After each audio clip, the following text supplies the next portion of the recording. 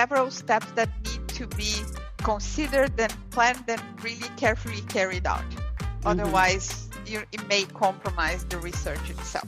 Because when people think of research, the first thing that comes to mind is going to the field and interviewing people or usability testing something.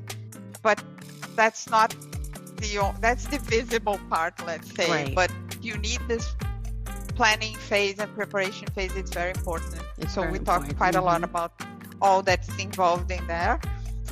And the third takeaway, I would say, is that the objective that is behind your research study has to be the North Star, and it guides everything. It guides all your decisions in the course of the research. So it's of utmost importance that you define well your objective there in the beginning. Yeah, the first thing, you know why you are going to do this research, what you really need to, what's the problem you need to solve. And all along the process, ask yourself, am I going in this direction? If not, what should I do to correct it? Right. So that is what's used as a measurement of anything else that you're going to do throughout the duration of this research. And up there, up front, most important. Exactly.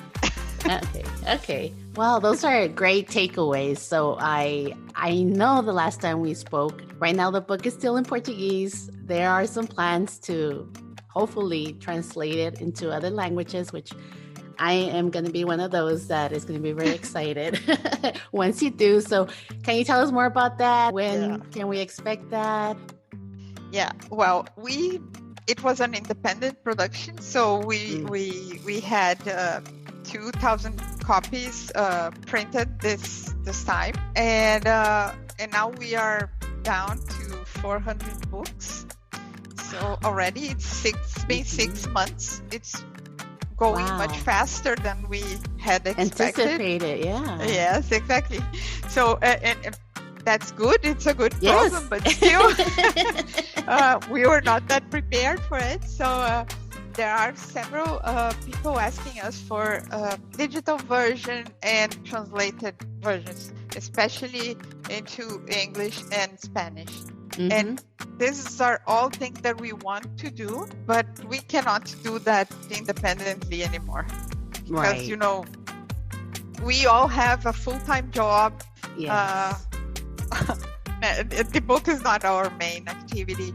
And there are other things going on, of course, in our life. So as much as we'd like to do that, we know that it's not doable. And it was 2 years that were really intensive for us while producing the book, and then we are now distributing it. So even the logistics is our responsibility, and that's a lot. Yeah. So now we are in the process of looking for a publisher, and then when we sign with one, then we'll talk about moving ahead, releasing an ebook, and also the translated versions. So I cannot promise you a date or anything. Right. No, it's in the works. Yeah, so let's make a calling. Anyone there with contact for the publishing house, please contact Denise Pilar. Let us know. You never know. Yeah.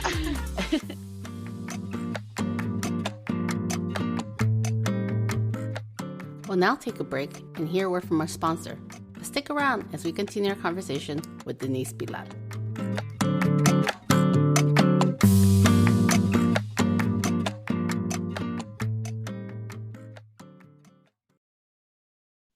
Hola, hello UX friends. If you haven't heard about Anchor, it's the easiest way to make a podcast. Let me explain. It's free, gratis.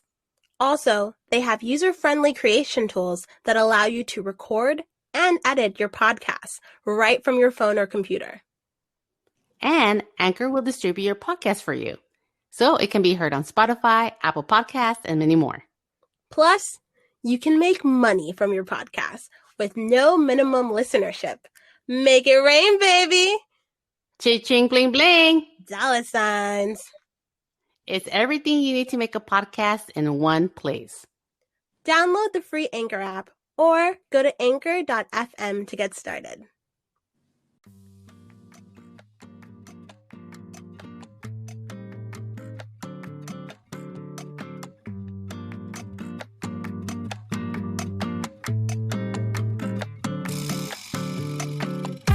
Welcome back.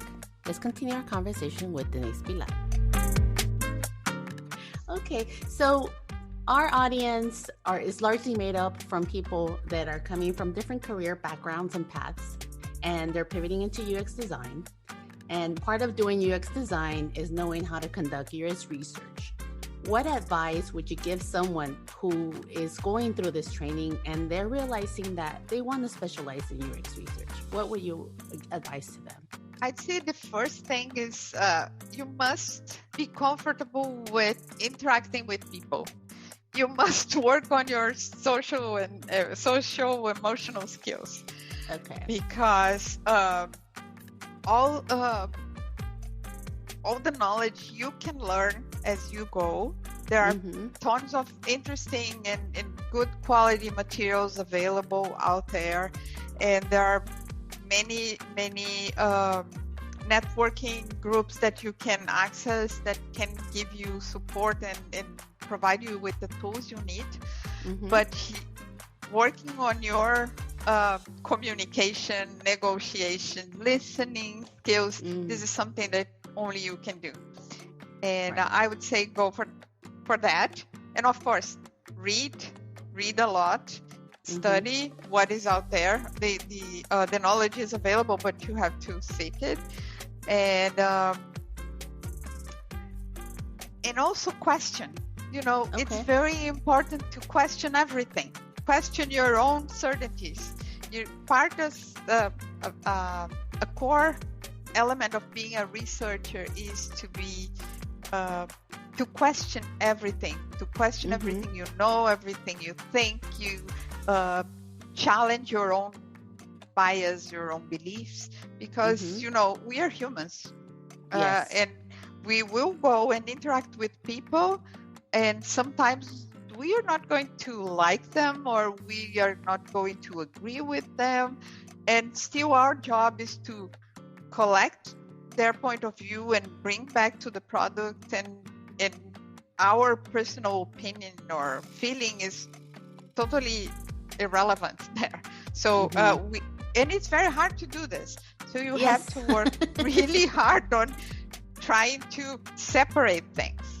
You will be irritated sometimes. You'll be annoyed or disappointed or tired, all that. But it's important not to, as I heard once in Brazil, and we even mentioned this in the book, you won't be able not to judge. But once the judgment comes to your mind, just don't give the sentence right away. So you have wait to learn a minute, put that on the like, side, sleep on it, and collect more evidence before you finalize your assessment. So I would say that's the hardest part. Yeah, I would say that I think judging, it's a very human nature thing to do. And it's definitely learning how to keep that, on the other side of what you're doing. It's probably one of the things that if you want to go into UX research, like you mentioned, it's something you're going to have to work hard on. So nice tip. Really there. hard. Yes. But if you care, the most important thing is to really care, because you are going to collect feedback, opinions, impressions, needs, and wants from people out there with the goal of helping them to get those needs met. So you must really care about them in a certain level. And even if you're not able to feel what they feel, which you probably won't, but if you care, it helps you to do this separation. Okay, I disagree, but I see where you're coming from, and then that's okay. Right. And I would imagine, being in the setting of being part of that design, team that is working on this product, being you the one doing the UX research, you're going to be that person that is going to be next to that user, knowing where the motivation is coming from. So you're probably going to be the one there advocating for the user. Yeah. And usually you'll be one small part of the team, and everyone else in the team has their own valid points as well. So the negotiation is ongoing, and sometimes it's very hard because the rest of the team has been working in the same way for ages, and it has been working, so they feel no need to change. Right. This is all part of the job. But with the move to the cloud, and today almost every business is going to the cloud, and it's a matter of survival. And in the cloud, it's even more important that the users have a decent experience. Otherwise, they just go somewhere else. True. Yeah. This is not working for them, so let's move on to another system that would. Yes, I could see that. So what networking groups would you recommend them, if they were just beginning their walk into UX research? What groups out there do you see are really good and helping, as a resource for they're interested in UX research? Yeah, there are a few groups that I part of, and I was trying to recollect that, and some of them are on LinkedIn, most of them. You can find them there, but they also have their own spaces. Okay. And I would say it's very important to know about design thinking. Even though this is not the same, design thinking gives a very good view of the whole cycle, the whole product life cycle. So you are able to grasp what it means and why things happen and when. So you can go through the problem, and which is where research mostly sits. But then you understand that after that there will be a product or a service that will be created and that will be delivered somewhere. So you can have this overview of the whole product cycle. Also, there is a group that I like a lot personally. It's called Interaction Design Foundation. It's a non-profit. I think they are from Denmark, but I've heard all of in them. English. And they are extremely good. There are several articles. All the content that is there is good, and it goes through all disciplines within UX. So I really highly recommend. It's not that expensive. You have to pay a fee for, I think annual fee. It's I don't know, $20-$30, something like that. Is not absurd. And but then you have access to their courses and the articles that they publish, and you can get some templates. It's really, really a reliable source. Nice. Then there's the IXDA, is the Interaction Designers Association, and it's global, but they have chapters in several places in the world.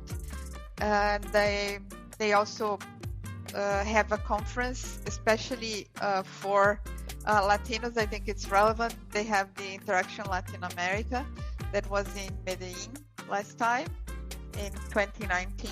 I was there. And the content is just amazing, and it brings together all Latin America, including Mexico. They participate, so it's really just amazing. And there are chapters in the US as well, and most of the speakers I think came from the US last time. Okay. I mean, of course, there were local speakers, but the keynotes and so on. Okay. And then there is the UX Professionals Association, the UX